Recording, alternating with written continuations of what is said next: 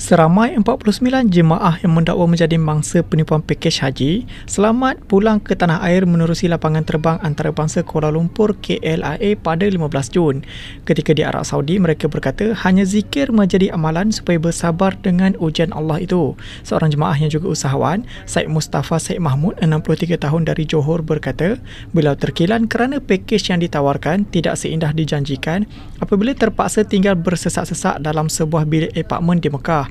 Mereka dapat memasuki Mekah tetapi tidak dibenarkan mengerjakan haji kerana tiada visa haji.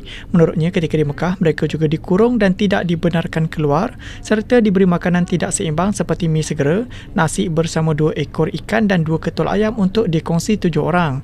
Syed Mustafa antara 49 mangsa penipuan haji yang tiba menggunakan Turkish Airlines pada jam 6 petang.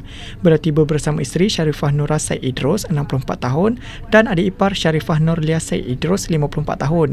Media semalam melaporkan hasrat sekumpulan jemaah haji itu bertukar mimpi ngeri apabila ditipu ejen haji tempatan dipercayai membabitkan seorang agamawan terkenal.